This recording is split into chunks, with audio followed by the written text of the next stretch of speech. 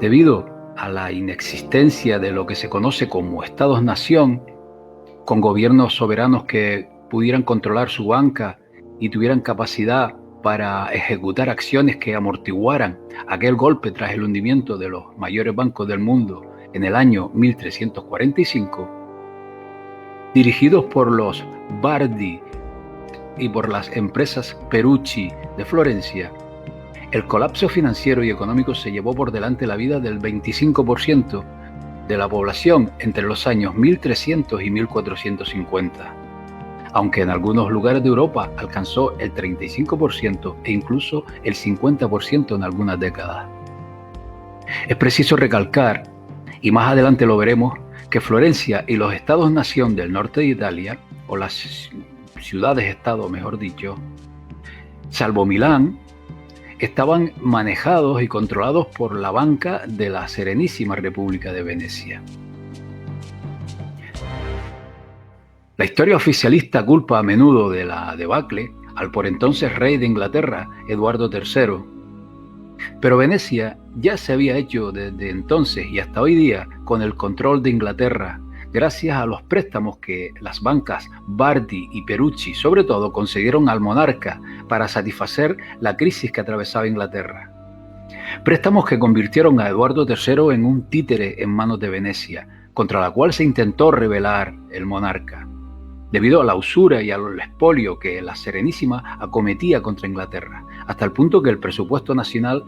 se había convertido en una subsección, una especie de apéndice de los citados bancos del norte de Italia. Pero el revisionismo histórico y la perspectiva que nos otorga el paso del tiempo, el tiempo transcurrido, hacen que la verdadera historia vaya aflorando. Y al respecto, dos libros recientes ayudan a comprender aquel crack financiero y social, sin tan siquiera ser la intención de sus autores, de los autores de estos libros. El libro The Medieval Super Companies, A Study of the Perucci Company of Florence, escrito por Edwin Hunt en 1994, demuestra las pérdidas que abocaban a este banco Perucci a la quiebra a finales de 1330, debido a sus propias políticas destructivas con respecto al crédito y el comercio agrícola de Europa,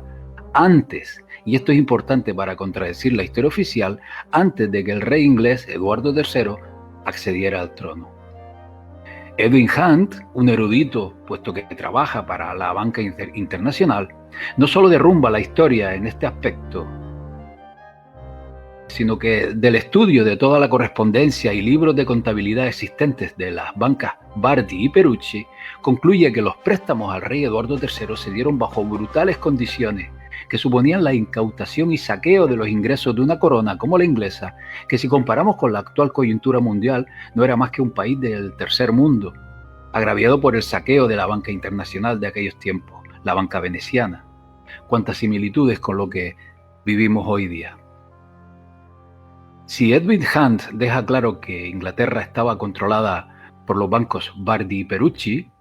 más definitivo es el último trabajo del historiador de Venecia, Frederick C. Lane, en su obra Money and Banking in Medieval and Renaissance Venice, que muestra que fueron las finanzas venecianas las que, al dominar y controlar una enorme burbuja internacional de especulación monetaria desde el año 1275 hasta 1350, arreglaron el gran colapso de la década de 1340 porque no compartieron una paz mutua con Florencia, sino que los comerciantes venecianos fueron a la quiebra, arrastrando con ellos a la economía europea y mediterránea. Es decir, por hacernos una idea, Florencia era en el siglo XIV la Nueva York de hoy día, el centro aparente de la banca, con los mayores bancos del mundo. Pero Venecia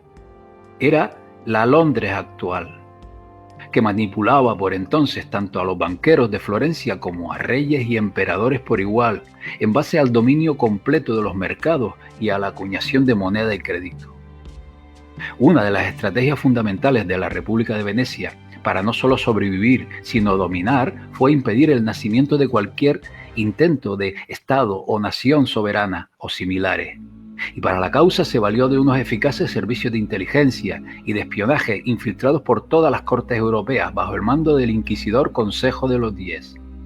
Y en este sentido, ya en la década de 1950, el historiador Fernand Braudel demostró que fue Venecia quien abocó a los banqueros de Florencia, Génova, Siena, etc., a ser intervenidos de manera voluntaria desde el principio del siglo XIII, para destruir la posible aparición de gobiernos nacionales que ya se venían fraguando, por ejemplo,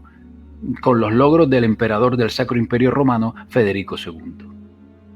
Decía este autor, este historiador Braudel, que Venecia deliberadamente había atrapado todas las economías sujetas circundantes, incluyendo la economía alemana, para su propio beneficio, lo que les impide actuar libremente. El siglo XIV vio la creación de un poderoso monopolio en beneficio de las ciudades-estado de Italia, que el embrión de los estados territoriales como Inglaterra, Francia y España sufrieron necesariamente las consecuencias. A lo escrito por Braudel, añado además que Venecia intervino para detener la adhesión de Alfonso el Sabio como sucesor del emperador Federico II. Estas políticas venecianas de libre comercio arrasaron por millones de vidas humanas que fueron despoblando Europa hasta que siglos después, en que el nacimiento del Estado-nación francés bajo Luis XI y luego Inglaterra bajo Enrique VII y la España de los Reyes Católicos, la población europea pudo establecerse y recuperarse. Porque hay que señalar que hubo unos 400, 600 años de creciente aumento de la población en Europa, China e India.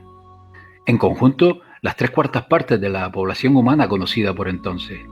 que se derrumbó y se invirtió el crecimiento a causa de hambrunas, pestes y plagas que mataron a más de 100 millones de personas. Pero no solo por causas mayores, tal como estamos viendo. Las guerras azotaban toda Europa. Ejércitos mongoles sacrificaron entre 5 y 10 millones de personas. Por lo tanto, esta despoblación no comenzó con la caída de la banca en la década de 1340, pero se aceleró después durante casi un siglo. Las políticas de financiación de Venecia ya estaban revirtiendo el crecimiento de la población humana desde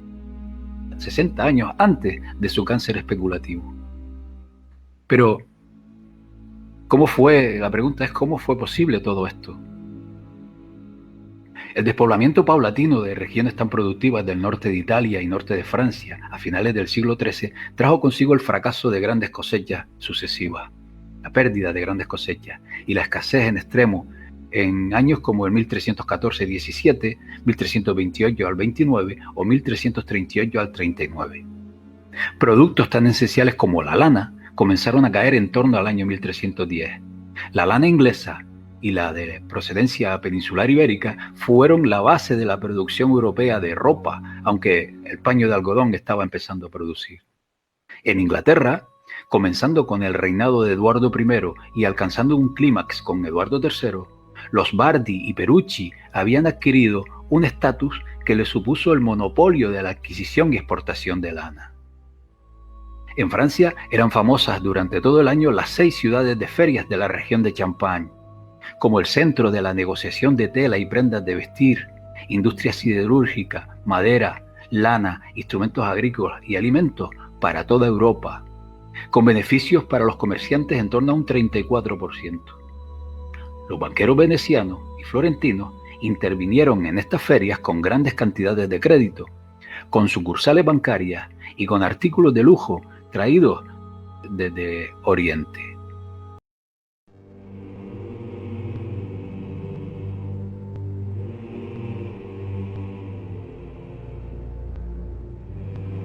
Your heat has made you powerful.